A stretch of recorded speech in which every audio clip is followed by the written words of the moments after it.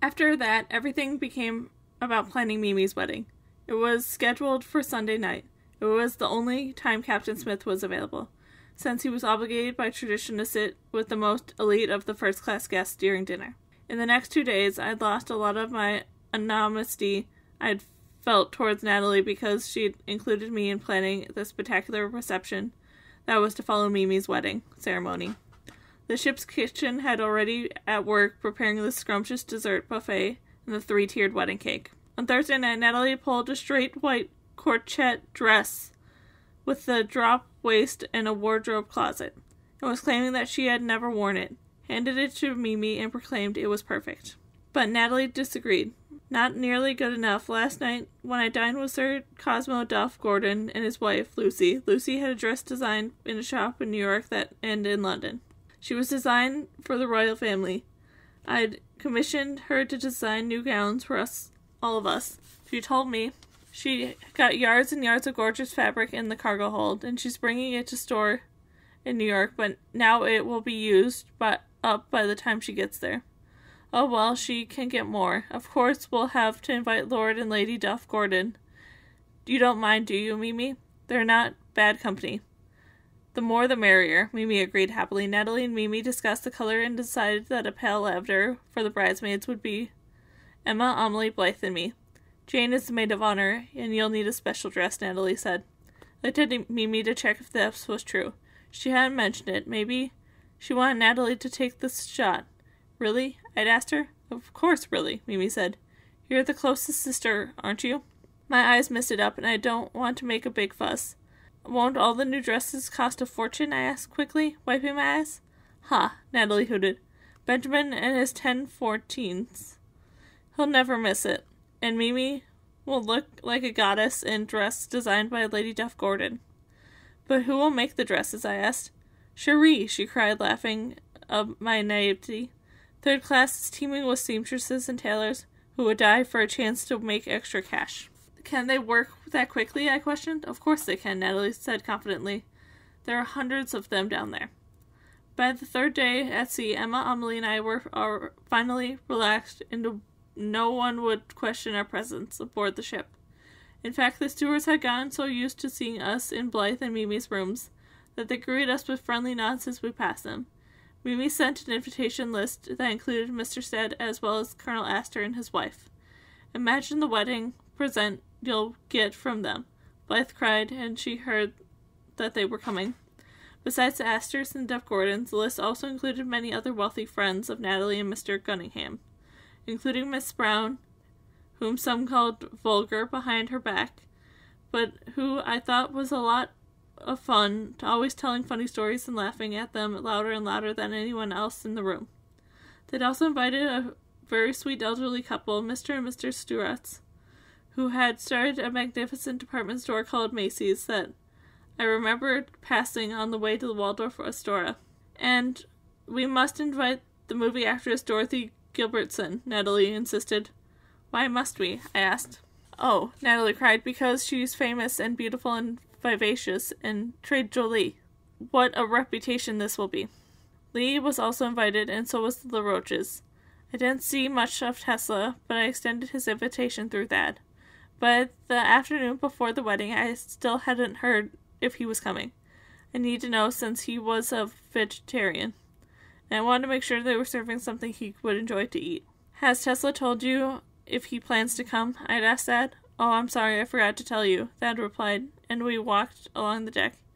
Yeah, he'd like to come, but he and Astor will be having to duck out so Tesla can demonstrate his next invention to the Astors. Does he have to be that night? I objected. Apparently so.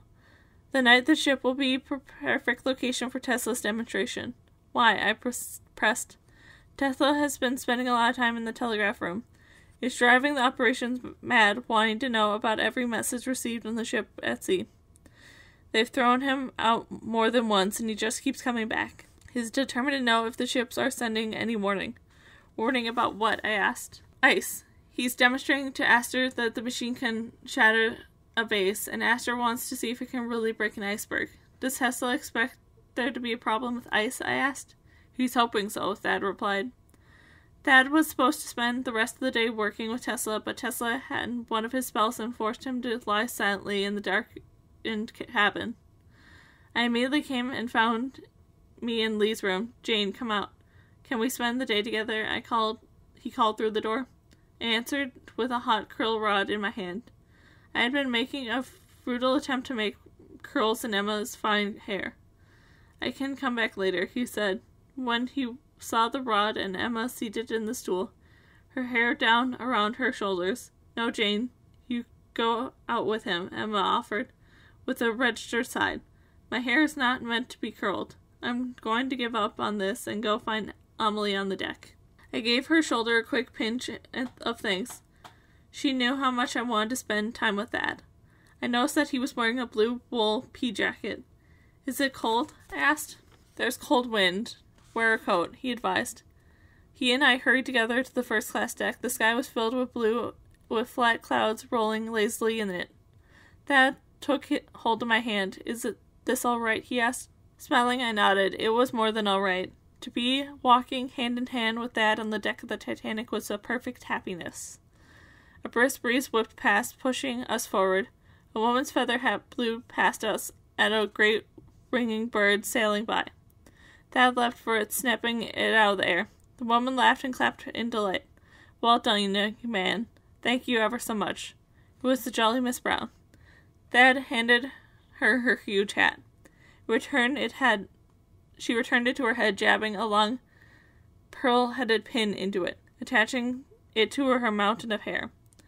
The bow of black feather of her neck ruffled in the wind. "Maybe it wasn't a good idea to wear all these feathers in a stiff wind," she said with a chuckle.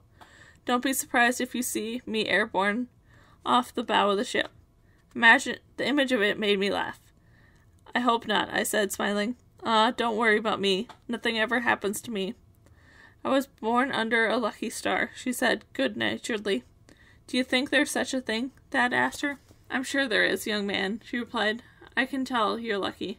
"How do you know that?" Thad asked. Miss Brown threw her head back and let out the most gracious guffaw I've ever heard. "Could you be more obvious? Look at this lovely young woman at your side. Don't you see the stars in her eyes and how she looks at you? Could you be any luckier?" I was beginning to blush, but then I noticed that Thad was as red as Miss Brown's hat. Smiling broadly, Miss Brown thumped him on the back. "Ain't love grand?" she said, and she began to walk off. "I hope you enjoy every second of it, kids." We couldn't help but laugh.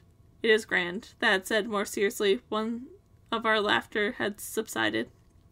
"Love?" I'd asked. He nodded and stepped closer to me. "I love you, Jane." Peering into his blue eyes, I tried to read his expression. He was telling the truth. It only took a second to decide that he was. I rested my hand on his sleeve. "I love you too." He lowered his head and tipped my chin to meet up with his warm kiss. The kiss felt different than yesterday's kiss. The kiss was like a promise, tender and heartfelt. It was slow and deep. There was something flowing between us. It was energy, electricity, spirit. Whatever it was made me feel so connected to Thad in a way that I never felt with another person, not even my sisters. When we were done kissing, he kept his arm around me. My cheek rested against his chest. I enjoyed his warmth. I feel like such an idiot when I remember that I'd almost let you get away from me. He said softly, "Miss Brown is right. I'm so lucky to be on this ship with you." "I don't know if it's fate or luck," I said. "It's just so happy to be here with you. I never want this trip to end." Thad took a folded white piece of paper and pencil from his pocket. Opening the paper flat, he began to write.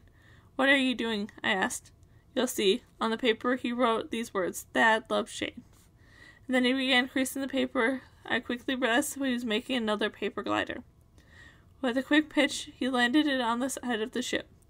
The current of winds instantly snapped up, whirling it in circles before it leveled out straight. "Thad loves Jane." How wonderful it sounded. "That's out there now," he said, putting his arms around my waist. "There's no taking it back."